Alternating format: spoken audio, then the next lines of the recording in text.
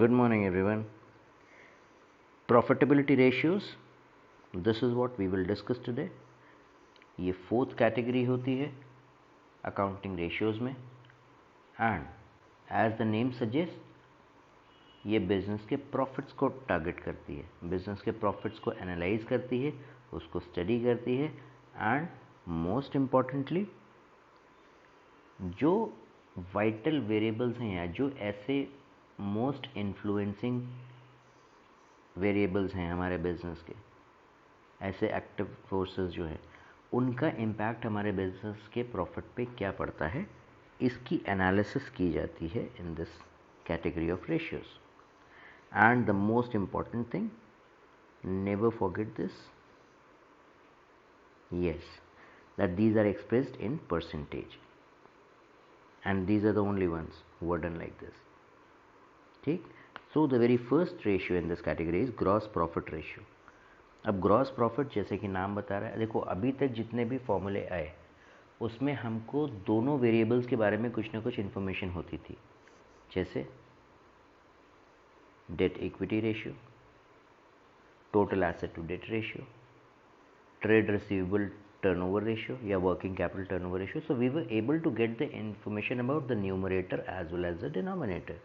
लेकिन यहाँ पे क्या है, gross profit ratio, it is giving only one variable, and see the formula here. Gross profit तो रख लिया हमने यहाँ पे, डिनोमिनेटर का पता नहीं है, वो ग्रॉस प्रॉफिट रेशियो में नहीं दिया गया. तो एक बात बताइए, अगर आपके घर में आपको कहा जाए कि भाई कोई रिलेटिव्स आने वाले हैं और आप जाइए कुछ सामान लाना है, जिसमें एक आलू भुजिया ले आइएगा आधा किलो का पैकेट, एक 2 लीटर की पेप्सी लेते आइएगा, एक छेने के रसगुल्ले ले आइएगा 10, और थोड़ा सा बिस्किट्स 2-3 तरह के, जिसमें एक मोनाको हो जाए, एक क्रीम बिस्किट हो जाए, दैट्स इट. तो इसका क्या मतलब हुआ, आपको बिल्कुल फ्रीडम नहीं दी गई है कि आप क्या करें. आपको स्ट्रिक्ट इंस्ट्रक्शंस दिए गए हैं और आपके इंटेलिजेंस पे आपके घर में किसी को भरोसा नहीं है क्योंकि आपको सीधा सीधा बोल दिया गया कि ये स्पेसिफिक चीज़ें लेके आओ, किस दुकान से लेके आना है ये भी बता दिया गया, क्या सामान लाना है ये भी बता दिया गया. But if you are told कि भाई ठीक है मामा जी आ रहे हैं, कुछ सामान लेते हो, नाश्ता वाश्ता लेते हो, that means what, now you have the full freedom. अगर आपको टोटल फ्रीडम है तो अब आप अपने तरीके से उसको डिसाइड कर सकते हैं, you have the authority to do that. तो अब आप क्या करेंगे, अब आप जाके वहाँ से कोई ऐसे टॉफ़ी चॉकलेट तो नहीं उठा लाएंगे कि हाँ भाई मुझे तो बड़ा पसंद है डेयरी मिल्क, मैं खा लेता हूँ, मामा जी को भी खिला दूँगा, है ना, या कोई जीरा गोली उठा लाए, ऐसा तो नहीं कर सकते. What will you do is you will do the best possible thing. ठीक है ना. तो हम बेस्ट पॉसिबल वेरिएबल की बात कर रहे हैं. अब ग्रॉस प्रॉफिट के कंपैरिजन में हम किसको रखेंगे, खुद से सोचिए. Why we are using this term net revenue from sales, you know what it is, this is sales. किसी भी बिजनेस में प्रॉफिट पे सबसे मेन इफेक्ट किस चीज़ का होता है, सेल्स का. अब सेल्स का क्या मतलब हुआ, सेल्स का मतलब ये हुआ कि आप ये सोचिए कि अगर आपके घर के पास जो छोटे से छोटा शॉपकीपर हो, सिंपल रोड साइड पे बोरा बिछा के उस पर रख के सामान बेच रहा है, वो भी जब बेचेगा तभी प्रॉफिट कमाएगा. और बड़े से बड़ा शोरूम होगा तो भी वो प्रॉफिट तभी कमाएगा जब कोई कस्टमर उसमें जाएगा और बेच पाएगा वो सामान. कस्टमर को जब सामान बेचा जा सकेगा जब तभी तो कर पाएंगे. So sales is the most vital variable जो कि हम लोग यहाँ पे कंपैरिजन में रखते हैं.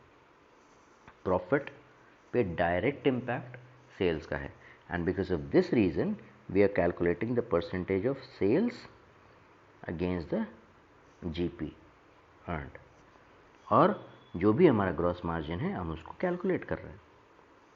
और ऑब्वियसली प्रॉफिट जितना ज़्यादा होता है उतना अच्छा होता है। Higher the ratio is good. क्यों?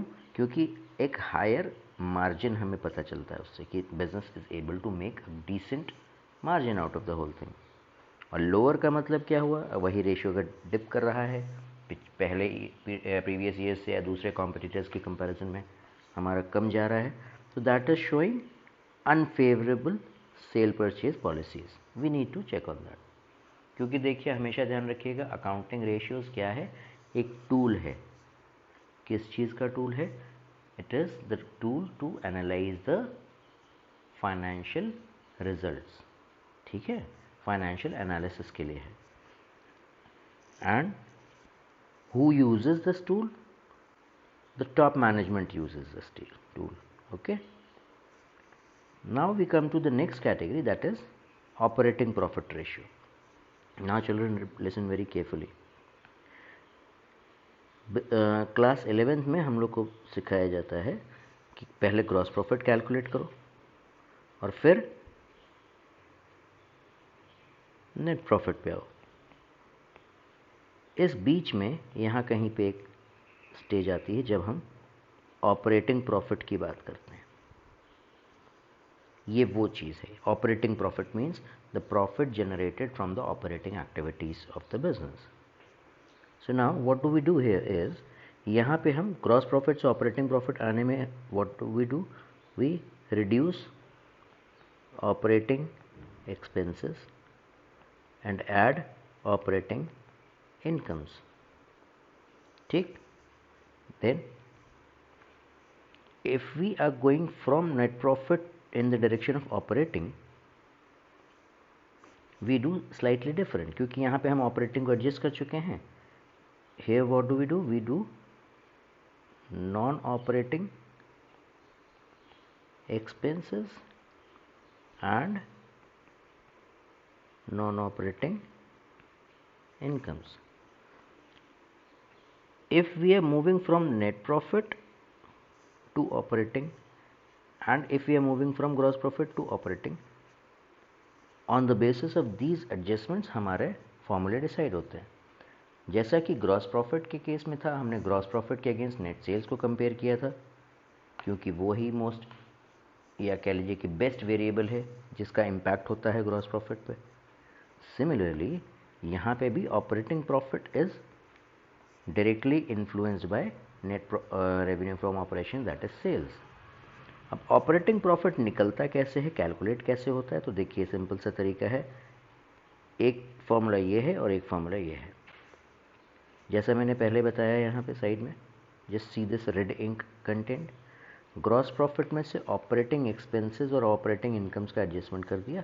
सिंपल है, एक्सपेंसेस माइनस होते हैं, इनकम्स प्लस होती हैं, and we get the operating profit.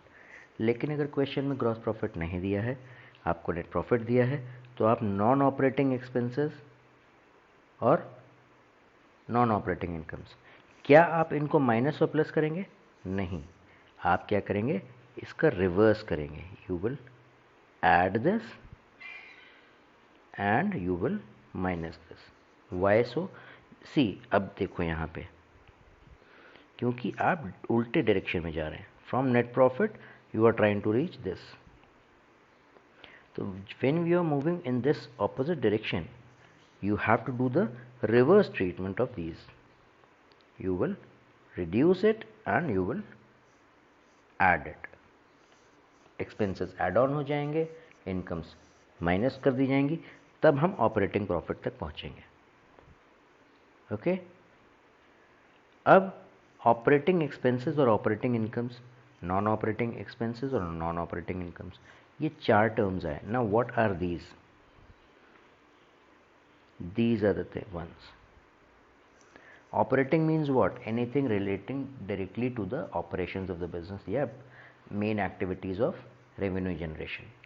हमारे सेलिंग एक्सपेंसेस आ जाते हैं, एडमिन एक्सपेंसेस आ जाते हैं, और जो सभी ओवरहेड्स आ जाते हैं, नॉर्मल जो हमारे बिजनेस को रन करने के लिए खर्च होता है, उसकी बात हो रही है। ऑपरेटिंग इनकम्स क्या हैं? जो हमारी मेन सोर्स ऑफ इनकम है, other than the direct sales, जो भी हम कमीशंस रिसीव कर रहे हैं या कोई रॉयल्टीज़ रिसीव कर रहे हैं वो सब है। Anything which is not operating is non operating, वो एक्सपेंस भी है, वो इनकम भी है, ठीक। So these are the items, these are the heads that are considered for what, for getting the operating expenses और operating income, non operating expenses और non operating incomes. Okay, now most importantly देखो, एक बात हमेशा ध्यान रखो आप, that significance is important. What do we do in this ratio? We analyze the performance of the business, its operational efficiency, and most importantly, inter and intra firm, दूसरे competitor से comparison और within the business over the years comparison हम कर पाते हैं जब हम operating profit ratio से analysis करते हैं तो। Now the next in the line is operating ratio। ये इकलौता ऐसा रेशियो है जो कि हमारे कॉस्ट पे फोकस करता है, सिर्फ प्रॉफिट पे नहीं करता। यहाँ पे ऑपरेटिंग कॉस्ट की बात हो रही है, और इसमें ये जस्ट ऑपोजिट होता है बिजनेस के बाकी प्रॉफिटेबिलिटी रेशियोज से, क्योंकि बाकी प्रॉफिटेबिलिटी रेशियोज में क्या है कि हायर द बेटर, जितना ज़्यादा रेशियो उतना ज़्यादा अच्छा, जितना हाई रेशियो। यहाँ पे लोअर इज़ बेटर, क्यों? क्योंकि that shows high operating profits, ठीक है। और एक ये इम्पॉर्टेंट फीचर है, ध्यान से देखिएगा इसको, it shows the relation it has with the operating profit ratio. That is how it is. Then see the formula here, cost of revenue from operations, you remember what it is? पहले इसको हम लोग COGS के नाम से जानते थे, cost of goods sold, और ऑपरेटिंग एक्सपेंसेस हम लोग ऊपर बात कर चुके हैं दैट व्हाट दीज आर। इनको आप टोटल कर दीजिए, you will gate the operating cost. Again हम कितना खर्च करके उतनी सेल अचीव कर पा रहे हैं, this is what we discuss in this ratio और एनालाइज इन दिस रेशियो। और एक इम्पॉर्टेंट फैक्टर, जैसे मैंने पहले बताया कि हम लोग इसको परसेंटेज में शो करते हैं, तो उसको 100 से मल्टीप्लाई करना नहीं भूलेंगे। Okay, then comes the next in the line, net profit ratio. यहाँ पे ऑल इंक्लूसिव प्रॉफिट की बात हो रही है, मतलब सभी प्रॉफिट्स किसी भी तरीके के डिडक्शंस के पहले, कोई इंटरेस्ट पेमेंट नहीं किया, कोई डिविडेंड पेमेंट नहीं किया, कोई टैक्स का पेमेंट नहीं किया, कुछ नहीं किया अभी। जितना हमने डायरेक्टली प्रॉफिट अर्न किया है, जो आया है हमारे पास, हम उसकी बात कर रहे हैं। तो यहाँ पे ओवरऑल एफिशिएंसी की बात की जा रही है, and for investors this is a very vital variable we need to discuss. जैसा कि ग्रॉस प्रॉफिट और ऑपरेटिंग प्रॉफिट के फॉर्मूले थे, concern related profit upon sales into 100, simple सा फॉर्मूला है। यूजुअली आफ्टर टैक्स की बात की जाती है, but in CBSE we have been specifically directed to use the before tax information. तो आपको करना कुछ नहीं है, नेट प्रॉफिट आफ्टर टैक्स अगर गिवन है, आप उसमें टैक्स को ऐड ऑन कर दीजिए, you will gate net profit yes before tax.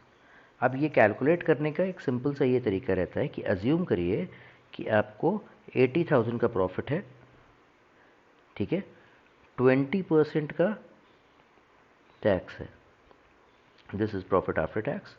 तो प्रॉफिट बिफोर टैक्स कितना बन जाएगा? 1 लाख। कैसे हुआ? क्योंकि ये profit after taxes after 20% of discount, तो मतलब ये 80,000 80% है किसी वैल्यू का, तो वो आप इस सिंपल तरीके से कैलकुलेट कर सकते हैं। देखो, सबसे अच्छी खुशखबरी इस चैप्टर की है कि you don't need to worry about any accounting patterns, accounting rules, simple plain calculations हैं, ठीक है। So that is how you can get the PBT और profit before tax and then use that. And now the most important one and most logical one, लेकिन इसमें और बाकियों में एक डिफरेंस है। वो क्या है? अभी तक आपने जो 4 रेशियोज देखे, उसमें आप एक इम्पॉर्टेंट वेरिएबल से कंपेयर कर रहे हैं प्रॉफिट को या कॉस्ट को, और वो क्या है? Sales, net revenue from operations. लेकिन यहाँ पे हम लोग बात कर रहे हैं रिटर्न का। लेकिन कैसा रिटर्न? इन्वेस्टमेंट्स पे। और हमने इन्वेस्ट क्या किया है? हमने पूरी कैपिटल इन्वेस्ट की है। जस्ट ट्राई टू रिकॉल, अगर आपने 10 लाख रुपए से बिजनेस शुरू किया, जिसमें से 6 लाख रुपीज़ आपने अपने पॉकेट से लगाए और 4 आपने लोन लिया, तो टोटल कैपिटल आपकी 10 मानी जाएगी। बिजनेस की टोटल कैपिटल एम्प्लॉयड जिसको बोलते हैं, जिसमें से आपका ओनर का पैसा कितना है, उधार का पैसा कितना है, ये फ़र्क है। खुद का पैसा मतलब अपनी कैपिटल, निजी पूंजी जिसको बोलते हैं, दैट इज़ 6 लाख, और उधार का पैसा कितना है, दैट इज़ 4 लाख।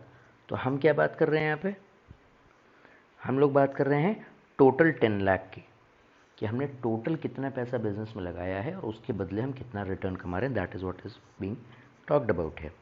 यहाँ पे हम उस फंड को कैसे यूटिलाइज कर रहे हैं उसकी बात हो रही है, उस पर रिटर्न कैसे आ रहा है और कितनी एफिशिएंसी हो रही है किस चीज़ में, उसके यूटिलाइजेशन में, कि कम से कम खर्च करके, जिसको हम लोग बोलते हैं minimum input maximum output. Okay. और एक सबसे इम्पॉर्टेंट, इंटर फर्म, अब कौन सी कंपनी, सपोज ए लिमिटेड है, बी लिमिटेड है, सी लिमिटेड है, एक 30% ROI पे चल रही है, एक 20% ROI पे चल रही है, एक 32% ROI पे चल रही है, तो सी इज़ डूइंग द बेस्ट, क्योंकि उस कंटेक्स्ट में इंटर फर्म कंपैरिजन पॉसिबल हो पाता है हमें ऑब्जेक्टिव तरीके से। और एक सबसे ज़रूरी बात, हमारा रिटर्न ऑन इन्वेस्टमेंट हमारे बिजनेस के लॉन्ग टर्म लोन्स के ऊपर का जो इंटरेस्ट होता है, जो डेट्स होते हैं, इंटरेस्ट ऑन डेट, उससे ज़्यादा होना चाहिए, क्योंकि वो हमें शो करता है कि भाई हम इतना तो कमा ही ले रहे हैं, that we are able to service the interest on the debt, जो हम लोग ने ICR में डिस्कस किया था। एंड मोस्ट इम्पॉर्टेंटली, जो बिज़नेस की EPS होती है, मतलब शेयर होल्डर के लिए EPS ज़रूरी है कि भाई वो कितना पैसा पर शेयर कमा पा रहा है, कितना रिटर्न उसको मिल रहा है, that is what is EPS। तो उसको इंक्रीज करने में या उसको असेस करने में हेल्प करता है ये रेशियो। सी द फॉर्मूला है, नेट प्रॉफिट बिफोर हैंड, अभी हमारे पास एकदम जो फ्रेश प्रॉफिट आके रखा है, टोटल प्रॉफिट हमारी डेट और इक्विटी दोनों के कंबाइंड एफर्ट का, हमारा खुद का पैसा, उधार का पैसा, दोनों का जो टोटल कैपिटल है, अभी ऊपर जैसे बात की ना हम लोग ने 6 लाख और 4 लाख वाली, उसमें तो टोटल 10 लाख के अगेंस्ट कितना फुल प्रॉफिट आया, वो net profit before interest, tax and dividend upon capital employed. अब capital employed basically includes what, it includes equity and debts. अब ये कैलकुलेट कैसे होगा वो देखिए, नॉन करेंट एसेट्स मतलब जो भी हमारे फिक्स एसेट्स हैं, plus working capital. How do we get the working capital, current asset minus current liability. दूसरा तरीका है share holder funds. Share holder funds वही जैसे हम लोग इक्विटी कैलकुलेट करते हैं, उसमें नॉन करेंट लायबिलिटीज़ को ऐड ऑन कर दीजिए, you will get that. Non current liabilities को हम लॉन्ग टर्म डेट्स भी बोल सकते हैं, ठीक। So this is what the return on investment और ROI जैसा कि इसको पॉपुलरली बोला जाता है फॉर यू, ठीक।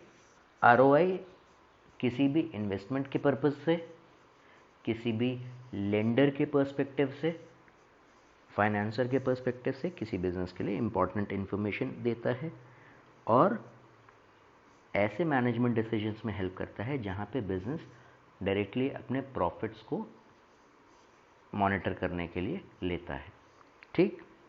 So children, this is what is the discussion on profit